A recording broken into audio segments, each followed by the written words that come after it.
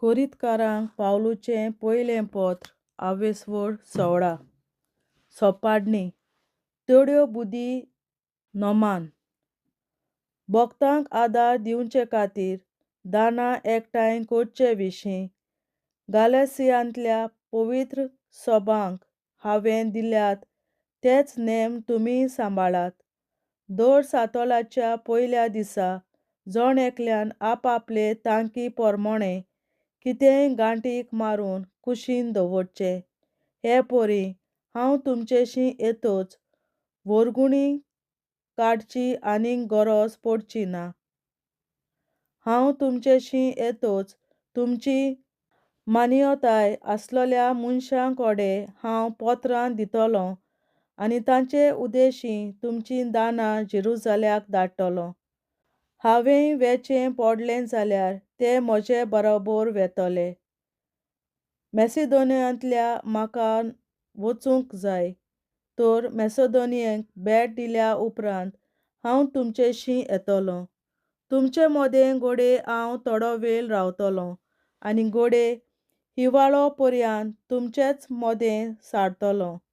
उपरांत खुंयसरूय हांव वचोन जाल्यार म्हजे फुडले वाटेक तुमी म्हाका आदार दितल्यात म्हूण रावतां.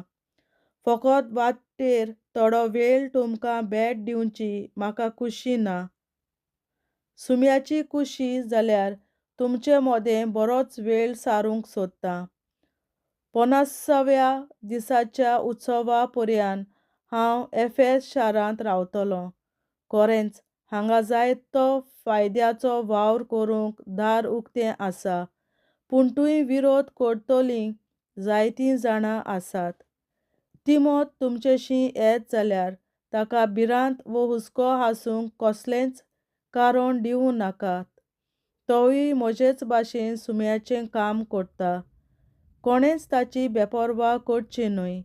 म्हजेशीं जोरे भाशेन परतून येवंक ताका आदार दिवन वाटेर घालात. कित्याक आमच्या भावां भयणी बरोबर ताची वाट पळोवन आसा. आमच्या भावा आपोलो विशीं हें सांगचें आसा. दुसऱ्या भावां भयणी बरोबर तुमकां भेट दी म्हूण हांवें ताचे लागीं प्रार्थून मागलें, पूण अशें करूंक ताका आतां बिलकूल खुशी ना जाली. बरी सोद मेळत तेन्ना तो तुमचेशीं येतलो. जागृत रावात, भावार्थ थीरपणान सांबाळात, काळजीदारपण दाखयात, घट रावात. तुमी करतात तें सगळें प्रितीमोगान करात. भावां भयणींनो, आनीक एक वस्त तुमचे लागीं मागची आसा. इस्तेफानाक आनी ताच्या कुटुंबाक तुमी वळखतात.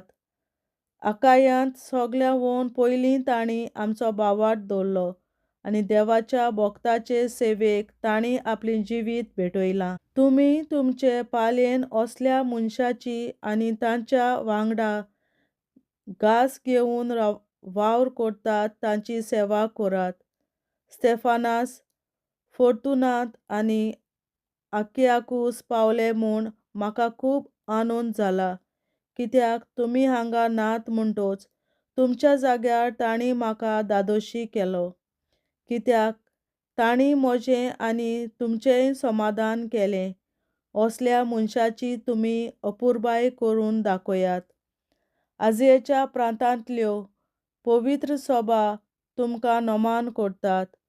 आक्विला आनी प्रिस्का आनी तांच्या घरांत भोंवता ती पवित्र सभा सुम्या सवें व्हडे इश्टागतीन तुमकां विचारता.